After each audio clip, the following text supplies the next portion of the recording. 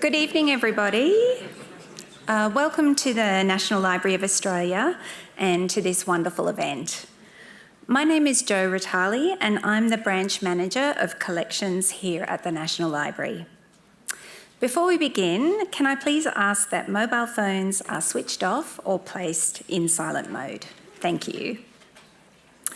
I'd like to acknowledge Australia's First Nations peoples as the traditional owners and custodians of this land and pay my respects to their elders past and present, and through them to all Australian Aboriginal and Torres Strait Islander people.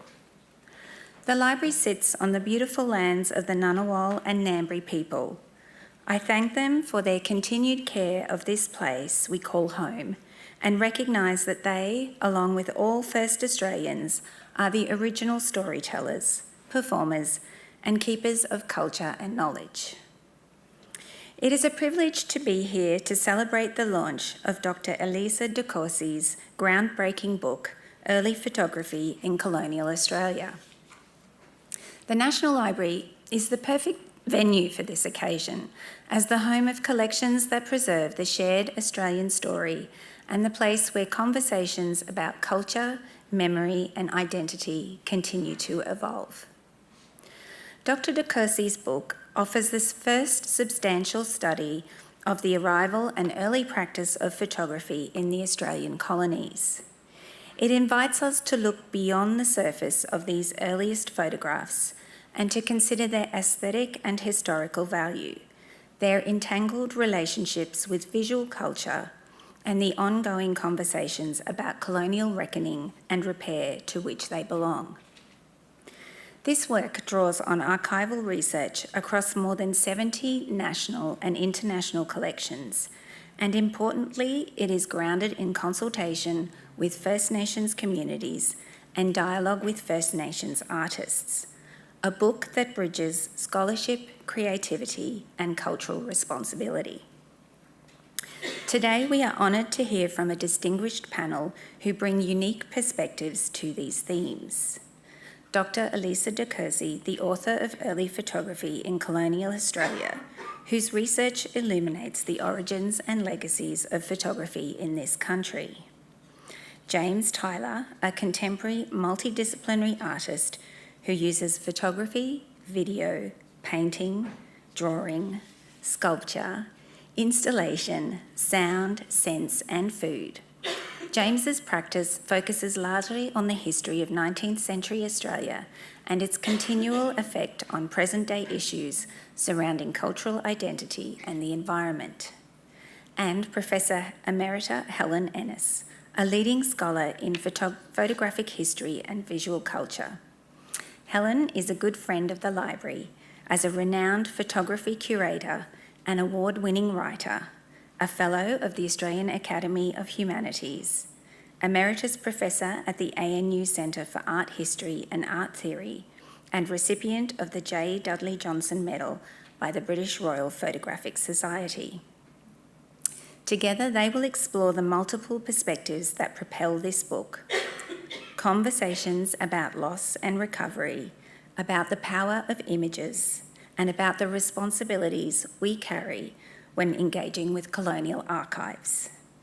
Thank you for joining us here at the National Library for what promises to be a rich and thought-provoking discussion. Please join me in welcoming Elisa to commence this event.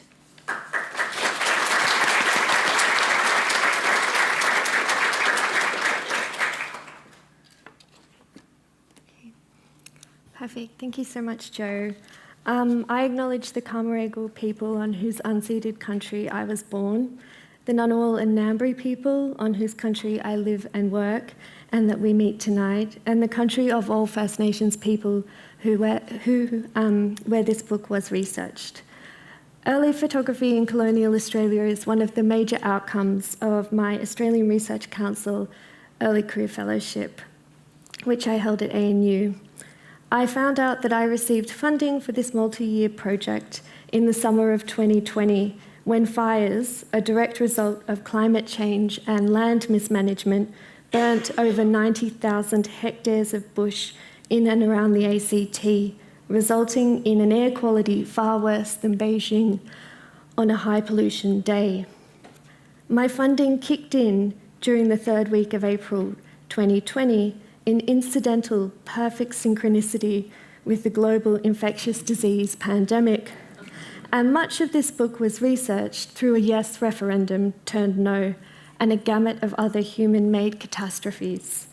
It does not take deep research, though, to reify with absolute clarity that the colonial is not a past, but a present, a series of reaffirmed choices made with devastating consequence. Despite this, the story of reckoning and repair presented in this lith volume is shaped by incredible kindness and conversation. It is a distillation of looking, listening, reading, and looking again and again. Rather than masquerading as a timeless, hermetically sealed study, it is porous, self-consciously a product of its time. When institutional collections closed and travel halted, I was fortunate to have the chance to connect with and listen to First Nations artists working with historic photographic processes. It is those conversations which open the book. They are its impetus. The work of contemporary First Nations artists calls for our critical attention of historic images, but the stories each of these artists tell are more vibrant and not purely reactionary to the restrictive colonial frame. I am grateful to Brenda Croft, Danny Mellor, and James Tyler for their trust and conversation, and particularly James, who you'll hear from soon, who let me peer over his shoulder in the dark room. I also want to acknowledge Craig Tuffin, who taught me to a T exactly what it takes to make a daguerreotype. When I made it to archives, curators from Nipaluna, Hobart to Edinburgh, Scotland, took time out of their frenetic schedules to help me access and understand their collections. Their investment and generosity in sharing their knowledge made this study possible and much richer. The title, Early Photography in Colonial Australia, capaciously attempts to hold two meanings. Although many of the images look physically different to our photographs, which is to say they have a physicality, they too belong to a period of seismic upheaval in visual culture, not dissimilar to the one we're currently navigating. This book is an exercise in thinking through what that context invested in them, materially, politically, aesthetically. But these early photographs also meet us today, predominantly in institutional contexts. Their structures of ownership, collection, cataloguing, and identification are themselves colonial. I made the decision early on in this project not to illustrate this book with images of First Nations people where the provenance and documentation could not trace those images to a community and rich and meaningful conversations couldn't take place. I write about forms and uses of photography that intersected with First Nations lives, like studio portraits and missionary images, but where a more fulsome and decolonial story couldn't be told, I have not illustrated those images for risk of repeating their colonisation. The strongest parts of this project's journey were thinking about photographs on country with community, framed by Indigenous genealogies and cultural knowledge which weren't acknowledged or collected at the time of their creation. I would particularly like to acknowledge the 7 Menang families who met at the Museum of the Great Southern in Kinjalling, Albany in 2022 to speak about photographs of ancestors, and Shona and Elisa Coyne specifically, who gently prompted me to consider the minute nature of photography's temporal span in terms of the knowledge and rhythms of country. Shona can't be here tonight because her father had significant surgery earlier this week, and she has to be at home, understandably. But I hope the conversation about this book honours her and her community's contribution to the project. To me, and we'll talk more about this in the discussion, the Menang story changes the history of photography on this continent as we know it, but also prompts a new thinking about how we engage with colonial archives. Lastly, this book would not have been possible without a cohort of proponents and interlocutors. Helen Ennis, who you'll hear from shortly, met with me on regular intervals upstairs at Bookplate to discuss drafts and ideas while completing her own book, no less. No one has written more broadly or more sensitively about Australian photography as Helen. Jane Lydon championed this work and me, as did Rachel Weaver and Ken Gelder, who, as academic editors, pushed this book's publication with Maigunya Melbourne University Press and read and reread drafts to make sure it was accessible to a non-photo audience. The library here is a place where knowledge is valued, inquiry is met with curiosity, and scrutiny is encouraged. I can't think of a more perfect location either to launch it, so thank you to Joe Ritali, Sharon Berkeley, Kelly Arnold, Dan Gleeson, and Mike Shuttleworth and your teams for supporting this event and organising it with such grace. It seems foreign to me that this book has my name on the front. It is a publication, for me, so febrile with so many conversations. And in that spirit, I'd like to invite Helen and James to the front to speak to those dialogues. Thanks.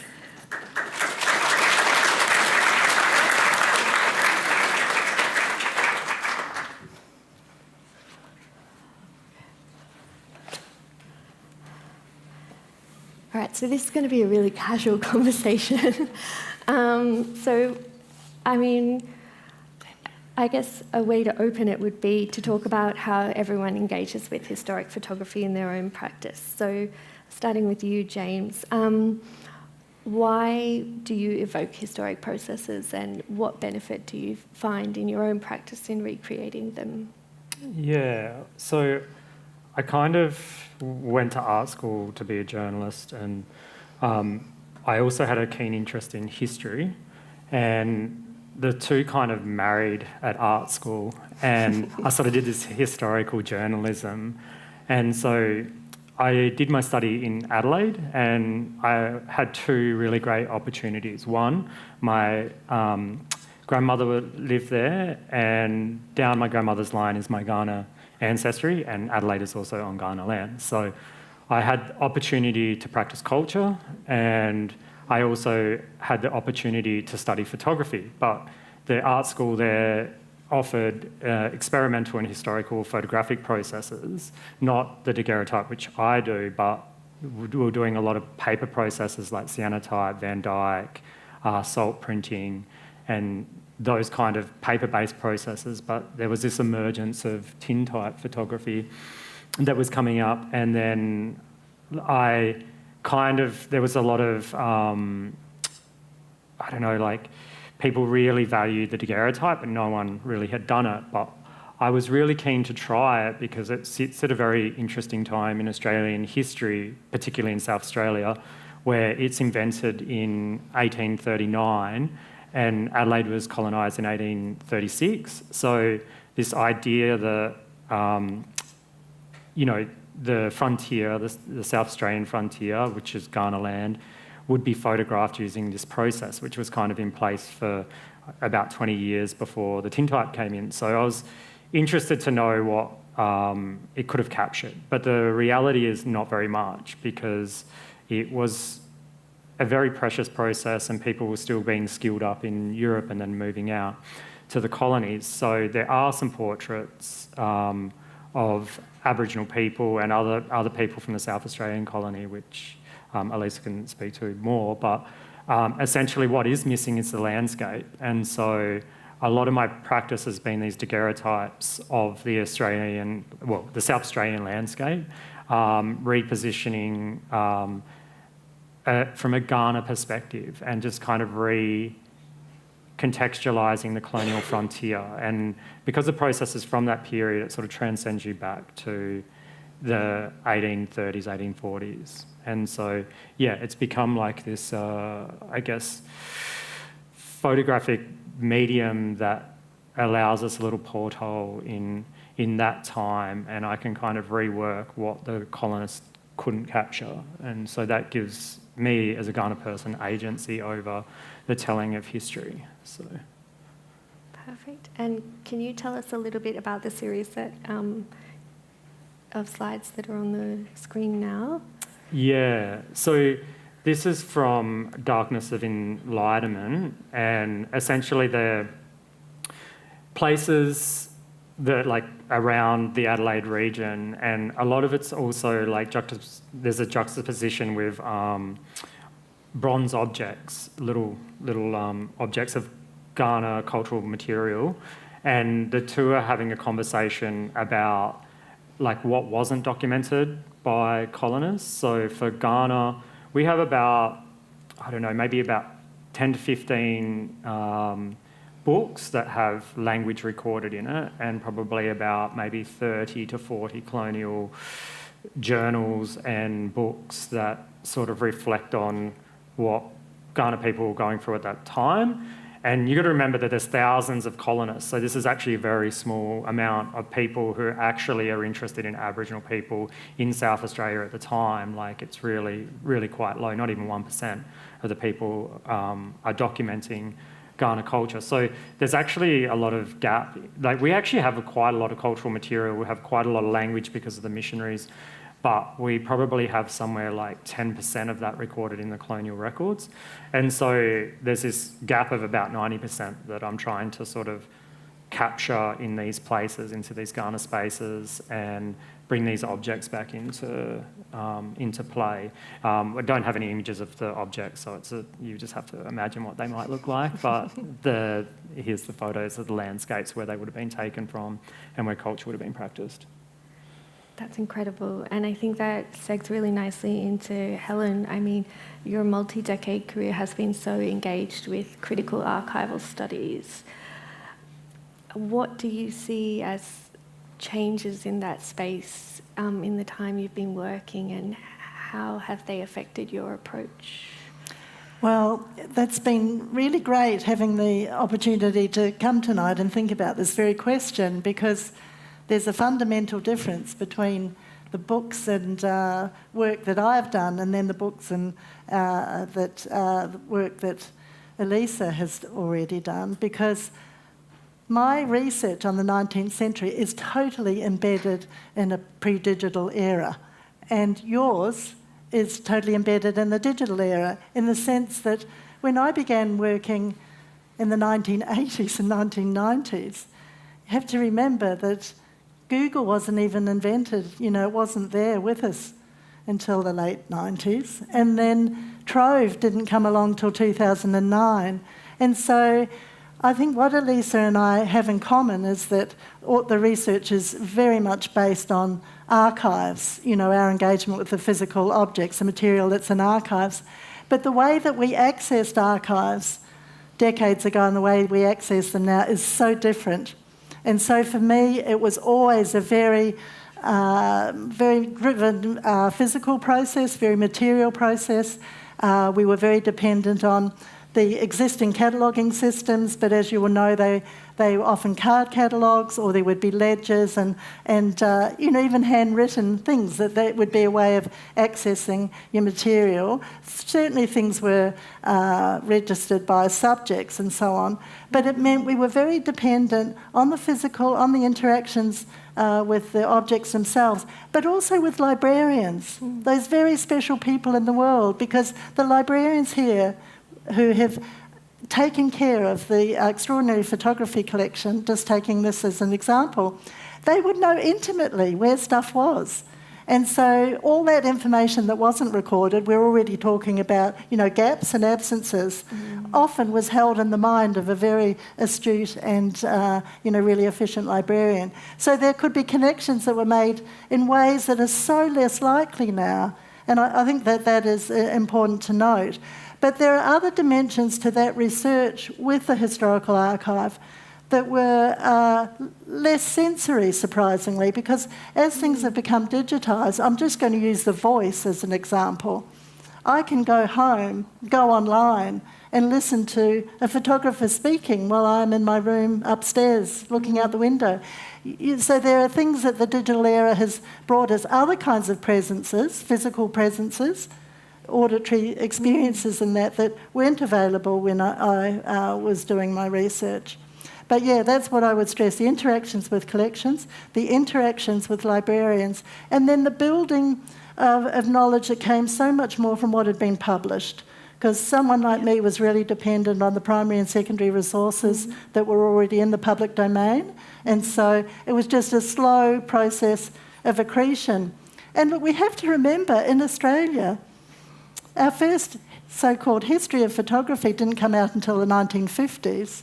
And then we had to wait another 30-odd years till 1988 when Shades of Light, that Gail Newton wrote, and Picturing Australia that Anne-Marie Willis wrote, till they came out. So there was a long period, and then certainly there have been lots of publications since then. But Elisa's is the first in all this time to actually just hone in on a small slice of the colonial experience, just those first 20 years. So I knew when I was doing a book, Photography in Australia for Reaction Press, that that was a field that was still, so thin, so not covered. And we've had to wait a long time to have these really extraordinary insights into that. So, yeah, the way that the research is done, but where we've ended up, I think there is a lot in common, that the ways that you and I would have worked. Yeah, thank you, Helen. I just want to share, because Shona's not here, but I want to kind of honour her place in this conversation as well. I think that idea that the digital has kind of allowed for the, I guess, transparency of the material in a collection to a sense, but I think lots of collections are also digitising catalogue records that are legacy objects and not always adding to them. I mean, I know the library does that, but so it's this, you kind of have to be an archival art historian as well as a thinking through different digital taxonomies that, could impact how you search for that material online. And I've, in the speech I gave at the beginning, one of the most transformative experiences for this project and for me as a person, a scholar, / was to think about images that literally were encased in those architectures of the institution. So the State Library of New South Wales has a not unproblematic album called the MacArthur Album of Family Photographs, which was compiled by Arthur Onslow, who came to Australia first on a surveying ship. And he was a trained photographer, and you can see the ship on this slide. And this album of salted paper prints sits in the State Library of New South Wales, but its architecture is in the context of the MacArthur family. And so its cataloguing is all about the MacArthur family, and the images elsewhere in the album are about, their early years in Warraran, colonial Sydney. But also within that album are these pictures taken in Mamankaruk in Georgia Sound, in the most southwesterly part of the Australian continent. And so I knew when I saw these images, which of course are kind of known, they're not secreted away, that the actual archive couldn't really flesh out their value and their meaning and bring them into the present space. And it was taking not the physical album, because obviously that couldn't leave the library, but facsimiles of those images to country and talking about what community saw in these pictures, which was a kind of absolutely revelatory experience, and being taken to the same places. And I only really twigged on this once I left, which was that Arthur Onslow was there as part of the Herald expedition, and he was photographing Menang people, but also the shoreline, while the rest of the party was mapping the tides and documenting the depths of the Sound as a place where colonial trade was prospectively going to take place. And he was really in there, that group didn't take into consideration any First Nations knowledge. And I was there with this colonial artefact asking for their interpretation, which of course just put me in a whole lineage of colonial visitors, which is an uncomfortable position to be in when you realise it. And I was taken so graciously to see the fish traps that sat on country, that also visitors like Arthur Onslow were shown, but George Vancouver and a whole series of colonists who passed through Albany were shown. And just to think about the ingenuity and the long histories and the long knowledge of tides and currents and places that was held by oral histories and people, and then to think about where photography sits in that, which was so tiny. But then to also look at photographs of ancestors, which I'm going to show on the next slide, and see how they could be read outside the context of the album.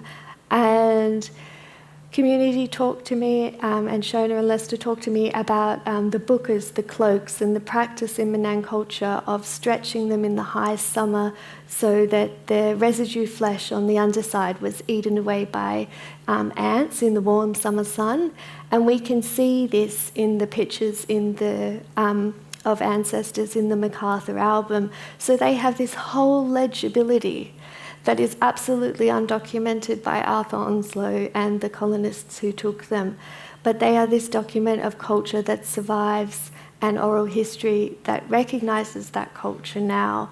And to think about those two economies, one which is this kind of colonial taking of photographs, and then two, their value, which actually exists in how they can be read now because of that inheritance. And I think maybe that speaks to another element, which is those meeting points between different ways of archiving.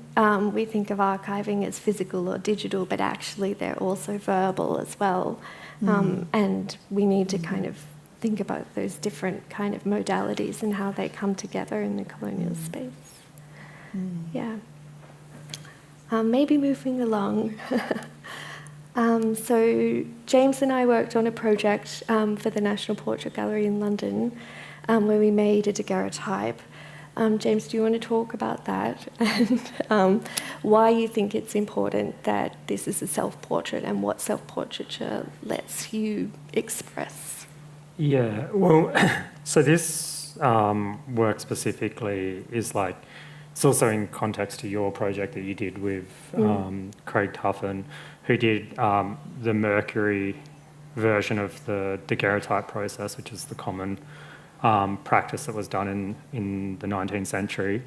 I do a one also from the 19th century, but it's a slightly different process. But on the day of the photo, we had a portrait done of my son and Bexelic, and so it was this picture of our family, and yeah, essentially it was for a project that Elisa was working on. And then I had this opportunity just to get a photo of me in the cloak wearing the feathers that I'd recently got gifted the feathers by an elder, Uncle Michael O'Brien. And I kind of just wanted to sort of wear the full kind of Ghana, like traditional Ghana clothing. And I got a photo of me just holding the shield, the mulabaka, the feathers and the wappa cloak. And yeah, I asked Elisa to take a bunch of photos on my phone, and then yeah, so this photo is actually taken by Elisa, not by me, but I'm the subject you are the architect of the image. Yeah, though. but I did ask. I mean, so, we could be here for 40 minutes if we discussed like who pressed the shutter and like you know whose creative agency outweighs the other. You just don't want to take ownership of the photo. That's all. That's okay. But yeah, so the outcome was that there was this portrait taken, and at the same time we were offered an opportunity to present a daguerreotype in the National Portrait Gallery in London, because they actually didn't. They wanted a contemporary one to show how the process is made, along with like pictures of royalty and lords and stuff in London. And so the next best thing was they couldn't find someone in the UK, so they asked someone from the colony, and I happened to be I was the person from the colony. So yeah, this daguerreotype got made. Which, do you want to go to the next slide? Yeah, and sure. So we made this daguerreotype, and this is a photo of like doing it, and we did a film of it as well, of how the process works. So when people are looking at these pictures of British royalty, they can then see how it's been made. And so it's quite an honour to have my work in like this, like repositioning this colonial institution in Europe against being able to have the agency to talk about both the experience as an Aboriginal person, talking about how Aboriginal people were documented at that time, whilst being the practitioner that's showing them how the daguerreotype's being made. It's really interesting.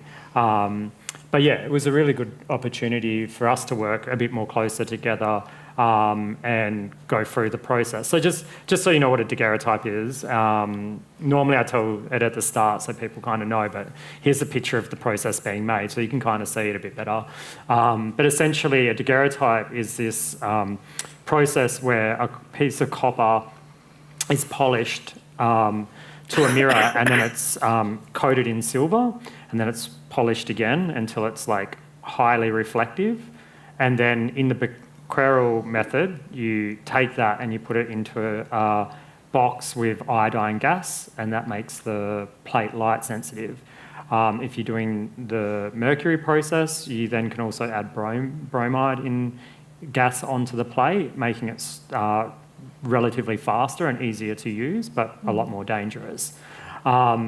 Then that plate is taken in the dark, put into a dark slide, which you can see in the top left-hand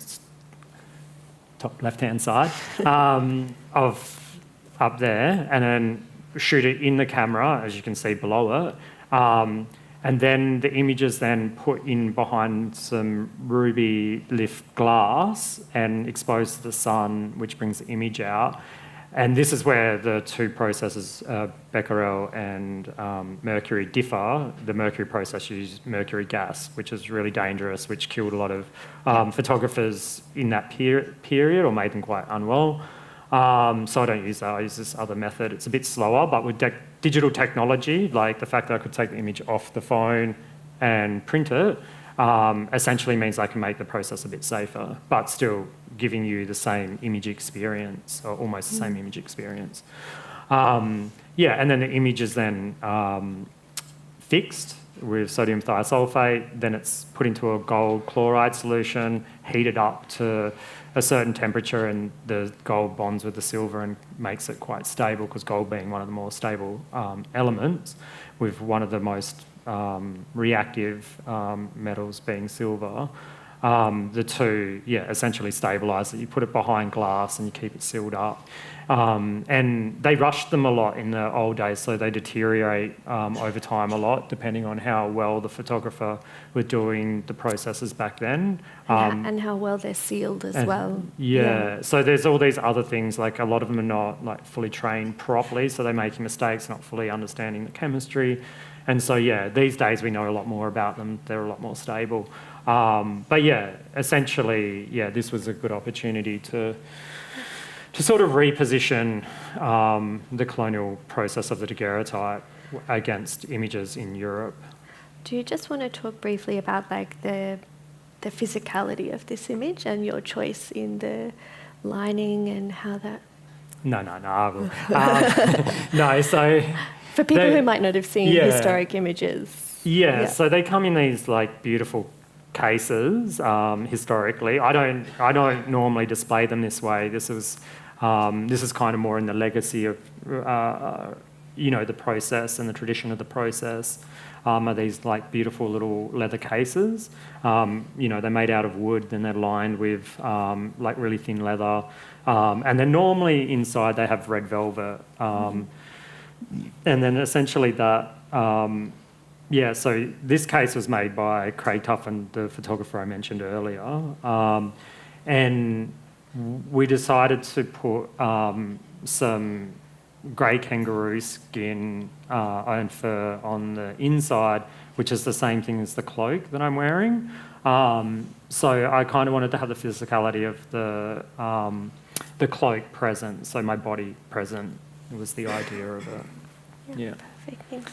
Could I just say, I've been lucky enough to go into that room at the National Portrait Gallery. It was done at a time when the Portrait Gallery was thinking about the whole decolonisation project, but how to represent England or the United Kingdom as empire, but also, what the colonial project meant for portraiture, obviously. And Magda Keeney, who was the senior curator of photography, put together that room. And what is so interesting, what I found so fascinating seeing your work in there, is, of course, it's all the still photographs, the portraits are there, and then you have this little subversion, which is the video that is there, where these two are talking and are present. So, you know, you have this whole double vision about the past where things from the historical past and things from the living present are in that room, and the whole disruption is through the living presence, in fact, of you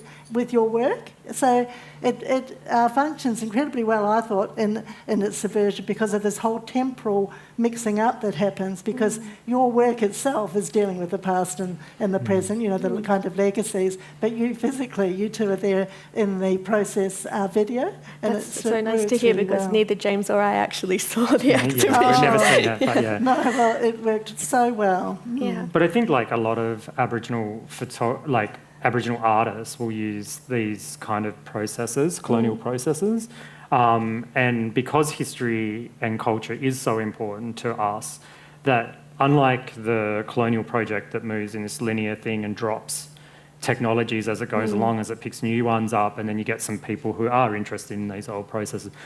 I think that's different for Aboriginal people, is that this is actually still part of our history. It's still something that's being practiced. So like when you're making like a shield, a club, a cloak, it's no different to making a daguerreotype. Essentially, you're still practicing your culture. So these they're essentially they're vessels that allowed us to communicate, but they're still they're still important to us because they tell us a story about the past. If it's making food, specific colonial foods or anything like that, it does come back to how did that happen? And this is the same thing. So don't see it as being different. But I do think that often it's not quite valued in the same way by a Western audience or even in Australia, that these processes are like as important as a practice of telling history, yeah. That's interesting. Maybe, Helen, we'll come back to what you were saying earlier about archival research and stories that are perhaps marginalised from the archive, picking up on what James just said. Now, you're a biographer of women's stories as well. Do you want to talk about this photograph that you have in the beginning of your Olive Cotton biography and how it's a kind of leitmotif for your research more generally? Sure. So I've said about starting points always being photographs themselves and a kind of physical engagement with them. But what we've seen in recent years, which is incredibly exciting, is the expansion, if you like, of our evidence base, what we might think of as what constitutes documents. And this is crucial for an understanding of women's work, because there is not a lot of photography by women that is apparent from the 19th century. And there have been fantastic efforts, you know, the whole global effort now to uncover global histories of women's photography. But you can't just use a standard methodology, look for the standard documents in that, because women might not have traversed the same or had the same kind of power publicly, that their work might not have ever been spoken about by them or by others. So you really have to adapt your methodology, I think. And if we go back to the digital, of course, a lot more and different kinds of documents are coming into play. And so for you, even with the 1840s to 1860s, you have a really expanded text base that wouldn't have been available to someone like me, you know, 30 and 40 years ago, because it could be patents, it could be letters, you know, it's so different. But we can't assume that all those things have been catalogued in the same way either, because here we are referring to library and archival collections, but there are, of course, important works in the National Gallery's collection of 19th century objects, and they've been catalogued differently and available differently and at different times. So it goes like this, but what I've had to find, I think, is just new ways then of dealing with archives and understanding archives. You used the word capacious. It's a word I like too, because that for me, Olive Cotton, who was a photographer who had a high profile in the 1930s, but within the limits of a male-dominated society. But and then she does disappear from view, however we like to look at it. But she had that trunk, and inside that trunk was all sorts of stuff that came from her Sydney life when she did have that high profile. Yeah. So, you know, personal documents, but programs of musical concerts, and different things she'd attended in Sydney. But it was so random and so such a surprise, because that's just on the porch of the dilapidated house that she had moved to in Cowra in central New South Wales, where she spent a long time in her life. But that thing for me was revelatory. You know, there's this idea, it comes from Christian Boltanski. For me, it's influenced a lot of my archival research, where he says he's not interested in, you know, history with a capital H or memories with a capital M, but little memory, emotional memory. And so it's memories with the little M's. And that's what I'm interested in too. It's not the grand events and the great things. So the encounters with ordinary things that are very prosaic and have a lot of power are important. And that made me think about the expanded archive. So it wasn't just the fact of Olive Cotton's photographs, but it was also Olive Cotton's house, the yard, you know, where she had lived, and places where, even there, where she was absent, and what that might mean. So I now consider gossip, anecdote, all sorts of things as part of an archive. I'm not just looking at official documents, because if, you know, we need to represent the rich, full lives that women have led, and you just have to look at the idea of document and archive quite differently if you want to be able to accommodate that. Yeah, definitely. I have 2 women photographers in this book. One we don't have any photographs surviving from, and it's a real, I mean, it really tests your kind of training as an art historian to think about the threshold of what you can say about things where you have no reference. No women's, like Teresa Walker, who I talk about, we don't have her photographs. We have second-hand knowledge of her images in the letters of men. So she can't speak for her own practice, but we also don't have any examples of her practice. But I still think it's worth documenting as something that happened, and just how you deal with that kind of as honestly as possible, while, you know, throwing speculation on, you know, what it could have been like for her and what her practice meant in a second-hand nature to the people who saw it. And the other woman photographer I talk about is Louisa Howe, who I'll give you the briefest of brief versions because we're running out of time, and actually we have heaps more slides. But Louisa Howe is incredible because she migrates to the colonies. She's trained as a milliner. She's part of the working poor in London. She marries a labourer, and her fortunes in colonial Australia, specifically in Wurundjeri country and then in Camaragal country, so in Victoria and then in New South Wales, skyrocket because she's a free settler. So she produces this album of salted paper prints made from colonial negatives, but it's for herself. It's not for publication or presentation, and it operates as something of a guest book for people that come through her house. We have no letters by Louisa. She has absolutely no archival images other than this album. So this is kind of like my trunk, I guess. But we have a whole raft of other information about the photographic practices in the male-dominated sphere that are happening around her. And I think she's an interesting figure. She's not a heroine in the book by any sense of the term. I mean, her rising fortunes and her ability to practice photography are based on a commercial benefit from the colonial project. Her husband's involved in a maritime enterprise. He's leasing out wharves that, you know, on unceded Camaragal country. So I definitely don't want to glorify her, but she's also ostracised from kind of an official colonial photographic record that was underway by this point. So she's not participating in kind of the land survey movement or anything like that. She has this domestic practice which is totally bound to her house. And if we had more time, we could talk about like how important porches are to the history of women's photography in Australia, but just keep that for your own exploration. So she lives in Camaragal country, very close to where Kirribilli House is now. And she sets up this mock studio on her sandstone balcony. And when she has guests coming, she takes their picture, and they're all kind of very quirky images.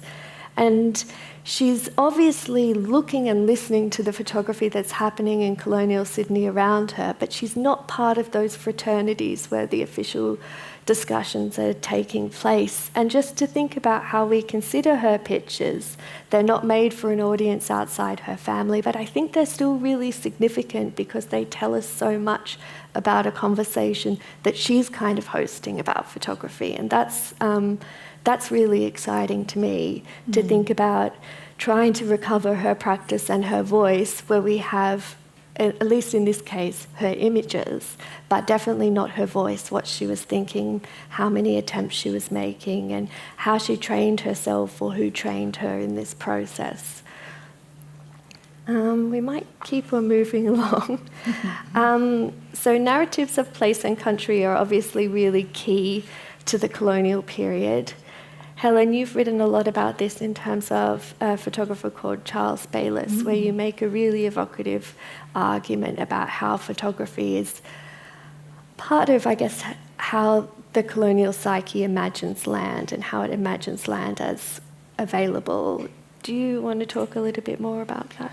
Look, I won't say much, but someone like Bayliss, that's right, who in the 1870s, he is just, in one way, just perpetuating the settler vision, which is that the land is there for the taking. There is no acknowledgement of prior settlement at all, or the violence of the frontier wars or anything like that.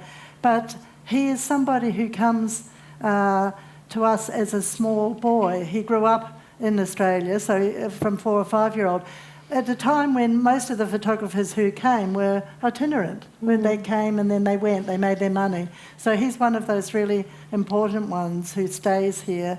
But yeah, what I guess I was relating his interest in these expansive spaces and the kind of beginnings of settlement in some of the places that he photographed was to an idea about modernity. There's something about the emptiness that I also was relating to contingency, the beginnings of settlement, not just a triumphalist settler narrative, although it is that, but something in his work that disrupts that a bit, because there's something very poetic about things, but the settlements often, the things don't look so solid. They look ordinary. And this is one of our, I think you've got to take into account what was unique about Australian photography in this whole period, not just looking at us in relation to the work overseas, which of course is much easier to do now, but you see that provisionality, that contingency in a lot of photographs. Sure, we celebrate the sublime and the spectacular. It's only such a tiny part of what was done. There's so much more that's so ordinary, and then how do we accommodate an ordinariness into a nationalist narrative? Yeah, I think a narrative about nation. Yeah, I think that comes back to James's point in the beginning that, land is really pictured, on the doorsteps of studios. It's not taken out in like the expanse of the land, and we see the periphery of the city in a way that European photography doesn't present. No, that's right. European photography is that kind of Dickensian view of density and urban smog and soot, whereas I think Australian photography, colonial Australian photography, is about the colonial project in creation, which is actually what makes it so haunting, because we all know what comes next, like what happens after the picture is developed. And I think that's something really interesting that you picked up on, is that the photograph then itself, the act of photographing, is also an emptying out, because lots of these processes relied on such long exposure times, like James said. The Bayliss panoramas that Helen was talking about, people are moving. You can't stage people in a panorama to stand still. So there's a literal depopulation of the landscape happening as a incidental result of the technology. And I think as we move through the colonial period, this is really weaponised. Lots of the early salted paper prints, which is a technology unlike the daguerreotype that could have been taken further out along the colonial frontier, really the photographs themselves, like the physicality and the processes in emptying out, as well as the view of the subject that they're picturing. And materially, they're almost fugitive. They're only just still there, some of them, aren't they? You get the sense of that. Yeah, Definitely. They're almost disappearing before our eyes. So. Yeah, and how you reconcile that materiality with, of course, how they were used and what vision, to use your title, what vision they presented. And James, your work really thinks about kind of responding to that. And I guess lots of the images that I encountered in my archival research, they're annotated on the back with colonial names, or they're annotated with processes. They're literal physical renaming of these places that already have First Nations names. And James's work, well, I'll let you talk to that. Yeah, so this series is, we call this place Garneyarta. But essentially, the idea is that I was also doing a lot of, I was doing my PhD on place names, Northern Ghana place names specifically. And Chester Schultz was another historian who worked with our community to do the southern ones. And so I worked really closely with him on these bodies of work, but it was about this idea of repositioning these places by putting the names of the places back in the locations where they're from. So it was a bit of me taking photos and asking, is this the correct name? Because a lot of the time it was quite vague. Like the colonial record, when it's documenting Aboriginal life on the colonial frontier, it's actually not very accurate. It's very vague. We often say, oh, that wasn't the right word or whatever, and that is sometimes the case. Sometimes it's a displaced name. You see it with like Norlunga in Adelaide. Norlunga is actually a place that's about 5 kilometres away at Old Norlunga, and the name just got displaced as the port moved down, as they moved closer to the port. And so, yeah, it was a bit of work of like finding important Ghana places that had European names imposed on them, and then decolonising them by putting the text back in. The text is really important, the style, the font. So when I was researching this project, there was a lot of letters written by kids in the First Mission in Adelaide.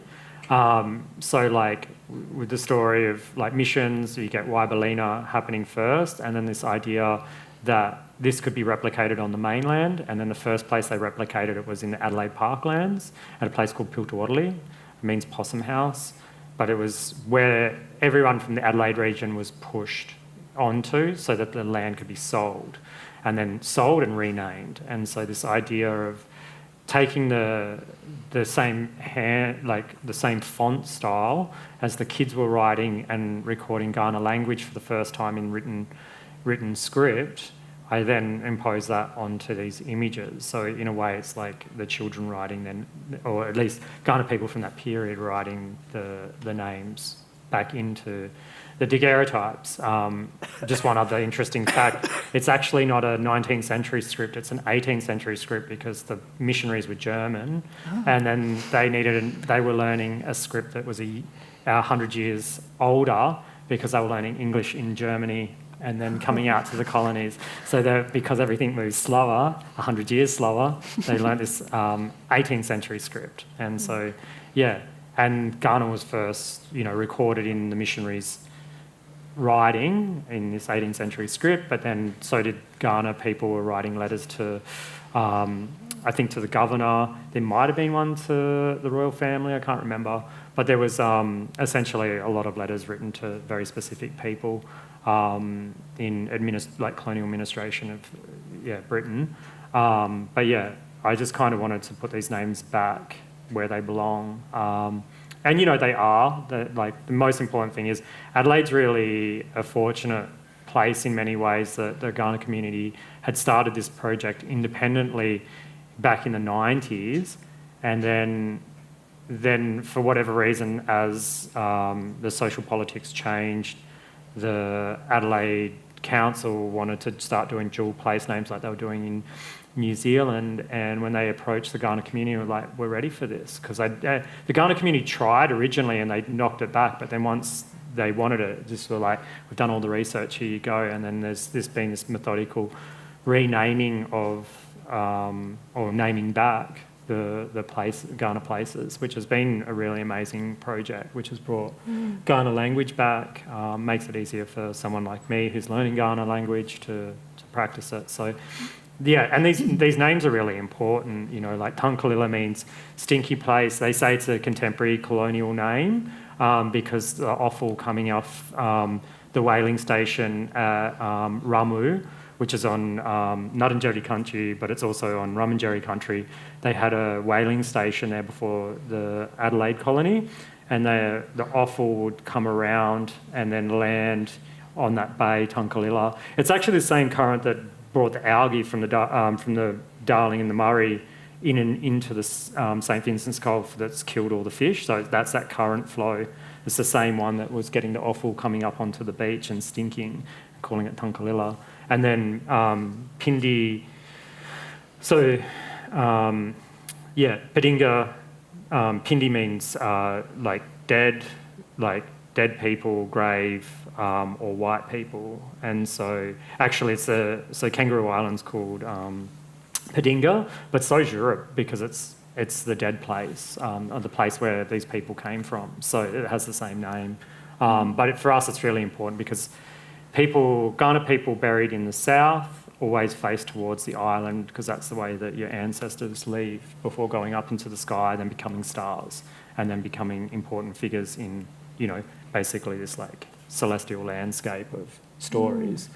So like these names are really important. You know, in Kangaroo Island's just named, like I literally was reading it yesterday, it was just because they slaughtered a lot of kangaroos on the Flinders expedition. And like on the second day, they called it a massacre, like they killed that many kangaroos. So like, you know, it's got this like really nice name, but it's actually on the back of like massacring kangaroos, and that's the words that they were using. So like for us, there's a nice unity there, but equally we think our names are more important. We also call it Kata, which means lap for the, which they do think that's when they used to take Aboriginal women there, and it was and used as sexual slaves during the whaling period. So because there was a slavery trade. So all these names have very important signifiers to our history. So the importance of language is important. So being able to put that back over these 19th century photographs is really important.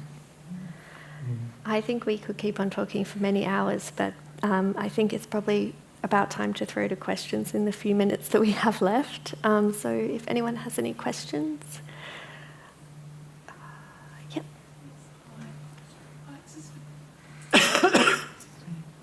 James, I'm curious to know that when you were posing for the daguerreotype, how do you say it? Daguerreotype. It's okay, yes. people mess Yes. it up all the time. It's fine.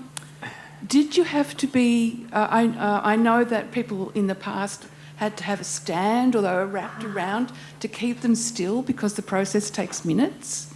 Did you have to go through that? Yeah. So I have done a few over the years. We did that with the one we did with Craig. Yeah. So I was going to say not the one that was present on the slide. That was digital photographs, so just did it on the phone, perfectly fine. But for Craig's one, yes, we did have to have... I can't remember what the apparatus was that we had. Did we have a traditional one? Yeah, there was a headstand, and this other image is actually in the Portrait Gallery in Canberra with with your Marpu, son. my son. Yes. And he was like not having a great time, and so he's like moving. It is like the perfect mistake because Mapu's wee little face has moved during the exposure. So he is this cute tiny blur, which really speaks to the durational process of the photograph. Whereas you and Rebecca have really, championed staying still for a long time. So you have these different registers of movement. And to Rebecca's credit, she had her teeth out and her face was swollen, and then Mapu's like this, and then whack right into her face, and you just see this big, So it was a pretty funny, and it was hard, right? Like I think even my cloak moved, and It Yes. was, really hard to stay still for that long. And I like- mean, Helen was also involved in that portrait exercise, I guess. So she could perhaps talk to this too. But it's really hard to hold up your face in this as a smile or in really any attitude. And so, I mean, we think people in the 19th century look really forlorn and sad, and that may well be the case. But it is actually much easier to hold a neutral expression than it is to hold a smile. And so photographers were training their customers to hold neutral expressions because of exactly what you said, that the exposure takes so long. How long was it? Well, the daguerreotypes that we did were a minute and a half. And you just have to breathe really shallowly too, because obviously you can't hold your breath for a minute and a half, but unless you're a kind of iron person. But like, there are, you breathe, you move so incidentally as part of your normal, just being in the world. It's really hard to be still. I think, Helen, if you have any. Yeah, I agree, absolutely. It's when you want your chair and you want the table, you actually need solid objects, don't you, to sort of position yourself against, because your own body feels weirdly wobbly, so you do want supports. Yeah, and with the Becquerel process, that's the mercury process. That's the mercury and process. that's how fast the mercury is, in a minute and a half. I remember having, I don't do them very often, like real life portraits, because they're like 7 minutes for a Becquerel. And I had, I think, Mark Kimber lean up against a wall, who's an Australian photographer, and he was like leaning there, and he was so still because he loved the process. He just really wanted a portrait of himself. And like, he essentially just like, he's got a beautiful collection of them, but he was like just sitting there, and even just a soft little bit of breath was enough just to blur the entire photo. And he had to stay there for 7 minutes, like in full sun, like, and it was just him being beamed by the sun, like on a, Adelaide summer day, like it was full on. Yeah, and I think that's actually a really important point that you've illuminated, that this is a foreign technology. It is invented in smoggy, soot-filled environments. And for at least the first, I write about this in the book, at least the first half decade of practice in the colonies, photographers had to recalibrate exposure times because, especially in the high summer, you are beamed with light in a way that the people who were training them, it was completely foreign to them. And so the first experiences of recorded portraits, people say, oh, I look kind of sick or unwell or cadaverish is one of the expressions used because they're overexposed. There's too much light. So light is such an important topic, not just to photography generally, but particularly to photography in Australia. Sunlight, yeah. Thank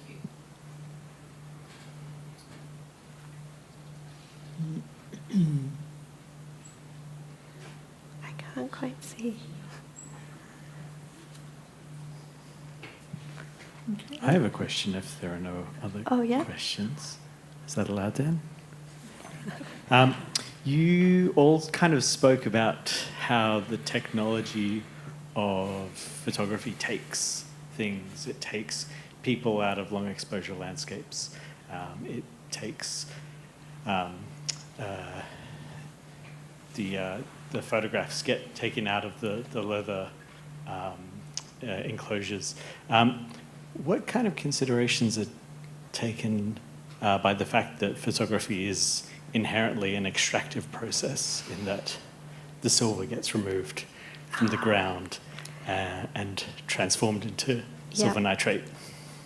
That is a great question and a really hot topic in art history at the moment. And I allude to it a little bit in the book.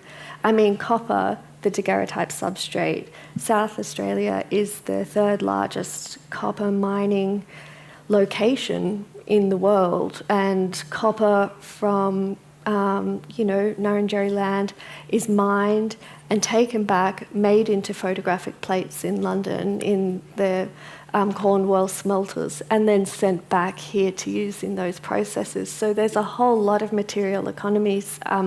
Paper is rag trade paper, in the late 18th an early 19th century, but then it changes to be much more feasible to have timber-based papers, and of course those are used as substrates. There is no possible way you can divorce those larger economies of the colonial space from the materiality of photography specifically, but I think if we really dig deep, colonial art more generally, as a short answer.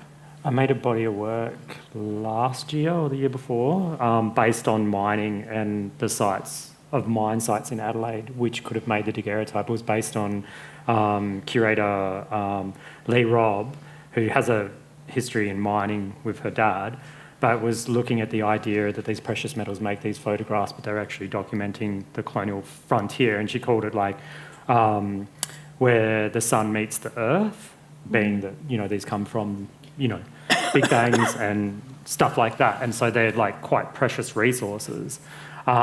Essentially, the colonial frontier of Adelaide was mining the photographs that would be taking it and then documenting it. And, these mines made so much money. Like BHP made most of its money in the Second World War from selling lead for bullets, in the First World War. So, and it's like one of the biggest mining companies. So this extractive resource on this, and, they came through the South Australian colony.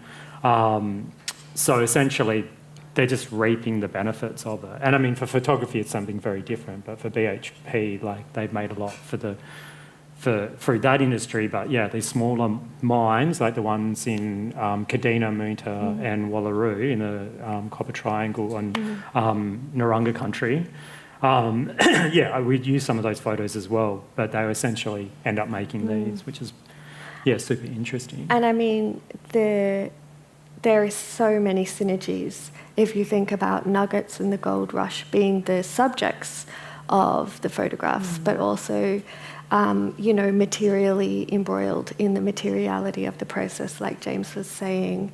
And the same goes for copper and silver. So there are all these circularities, definitely. Okay, I'm really sorry, but we have run out of time, and I know that a lot of you will want to purchase a copy of the book and have it signed, so we do need to leave a little bit of time for that. So I just want to thank Elisa, James and Helen for that fascinating conversation. I think it was a really insightful exploration of early photography and the profound impact of imagery from this period, but also kind of contextualising it in kind of a modern context as well. Also, thank you for, I know we only had a couple of questions, but thank you for those. So as I said, Elisa will now be available to sign copies of the book in the foyer. So I invite you all to join us for refreshments and also to continue the conversation upstairs. And you can purchase a copy of her book from the bookshop upstairs. So please join me again in thanking Elisa, James and Helen.